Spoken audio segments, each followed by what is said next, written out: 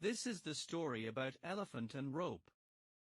Moral of the story is always believe in your strength. John lived in small town. One day, he was passing through an elephant camp. He suddenly stopped.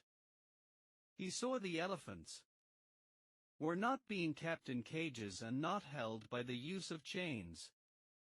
He was completely confused. Why the elephants didn't just use their strength to break the rope and escape the camp. He asked the camp trainer why the elephants were just standing there and never tried to escape. The trainer replied, "When they are very young and much smaller, we use the same size rope to tie them. At that age, it's enough to hold them. As they grow up, they believe they cannot break away.